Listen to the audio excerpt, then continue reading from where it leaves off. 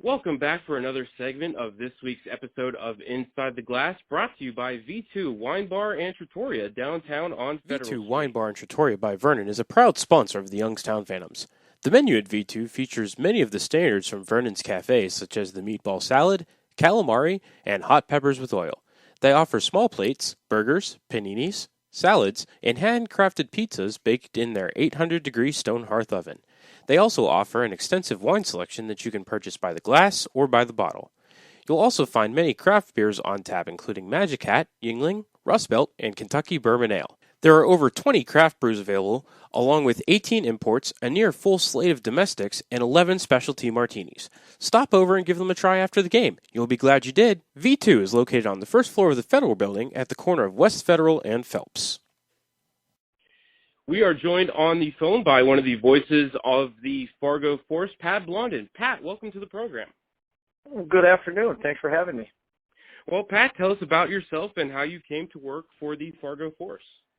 Well, it's one of those perfect I knew a guy who knew a guy who knew a guy type of situations. The Force had a long-time voice that moved on to other endeavors, and they were looking for somebody to do the broadcast. And because I've aligned myself with a few people in the media market here in Fargo, I was asked and gladly accepted, and I share the duties along with Brad Anderson doing the broadcast for the webcast on Hockey TV. Well, taking a quick look at the standings, it looks like the Force are battling it out with the Lincoln Stars, looking for that fourth and final playoff spot out west. Force actually just 2 points behind the Phantoms. If you look at the overall standings, the Phantoms with 57 points and Fargo with 55. How has the season looked so far for Fargo?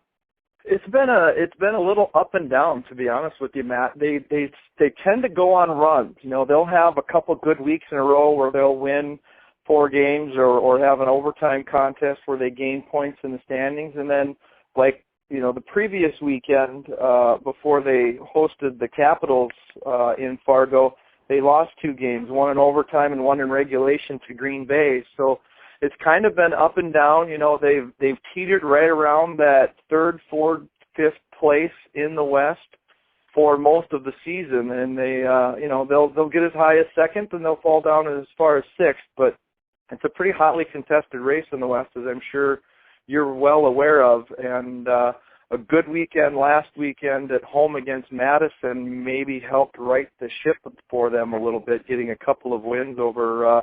Really, I was impressed with Madison, a quality opponent, but something that maybe can build some momentum for Fargo as we head into the final stretches of the season here. Yeah, tell us about those games this past weekend against Madison. You guys hung 10 goals on the Capitals in two games.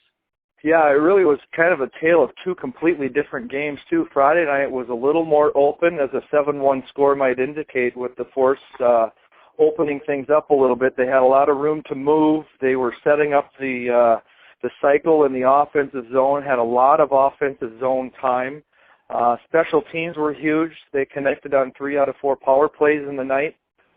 Kept a league best home penalty kill going, giving up just the one one power play goal against over the course of the weekend. So kind of what they've been good at all year with the special teams, specifically on the penalty kill. But the special teams were working for them, and on Friday night, they had room to maneuver. And on Saturday night, much different game, totally different game, really, when you look at the zone time. And Madison did a really nice job in the second game of the series to bottle Fargo up. They really didn't have a whole lot of room to maneuver like they did on Friday night, which then the score indicated. There wasn't as many scoring opportunities for the Force in that one. And, it was a much more close to the vest, and it really, really went down to the wire. It was an empty net goal by Jacob Paganelli in the last few seconds that gave him the insurance and gave him the 3-1 win. But 2 completely different games, but I think if you're looking to work your way into a playoff position like the Force are, being right on the edge right now, they have to gain some confidence for the fact that they could play a wide open game, put some pucks in the net, but yet at the same time, we're able to play a much more tight checking affair on Saturday night and still come out with a win. Tell us about a few of your top players. I understand you guys have one of the good young goaltenders in the league. A name that might be familiar to the Pittsburgh Penguin fans here in the Youngstown area, Matt Murray.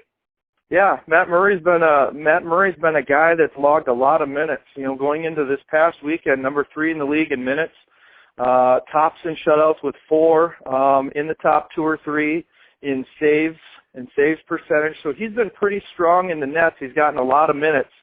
Kind of had an interesting scenario at the end of the game on Saturday night. He received a 5-minute major for slashing and a game misconduct. So he had to leave the game with it was a little less than 6 minutes remaining in regulation in a 1-goal game. And Ryan Bischel came in and was able to close the door and keep the force out in front. But Murray's been really strong. He's real fundamentally sound, plays his position very well, cuts down angles, does like to freeze the puck a lot, so gives his team a chance to keep fresh legs on the ice. And when the opponent's got some things going in the offensive zone, he likes to freeze the puck to keep them from getting second and third chances. And then up front for Fargo, really it all goes through their top line. Hank Crone on the left wing, Blake Lazat the center and the team captain, and Jack Adams on the other wing. Those 3 guys all among the top 5 in scoring in the league going into Saturday night, all at 40 points or better. And, as that line goes, sometimes is kind of how the Force go, but I think they've created a little more depth in their second and third lines, and even their fourth line are getting some quality minutes and starting to put some pucks in the net. But it really starts with that Lazat line. That's their top power play unit and some of their most oft-used penalty killers. And those guys find open holes in the defensive zone. Defenses give you a little bit of room, and those guys will make you pay. And not to put you on the spot right here, but Jack Adams is also deadly on the power play, isn't he? He's very good on the power play. He's a big body, well over 6 feet tall, takes up a lot of space. He's got a number of tip-in goals that he's been able to score this year because he's creating problems for the opposing goaltender with his big body out front. But he's so good with the stick too.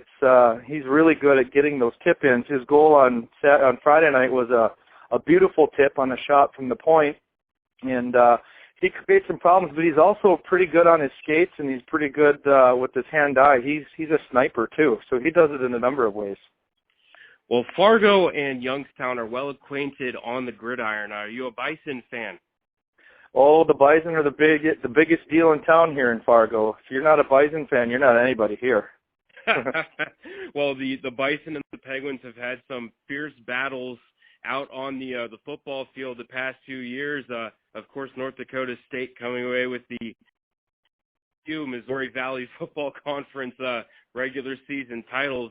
What do you think we're going to see between the Force and the Phantoms out on the ice? Well, I think you don't have to look any further than the standings to realize these 2 teams are almost identical this season when it comes to only 1 game separates them in the number of games played, 2 points as you mentioned in the standings. So very evenly matched teams, and it probably comes down to what we were talking about before. Special teams is going to have an impact. Both teams want to start creating some momentum moving forward into the potential postseason.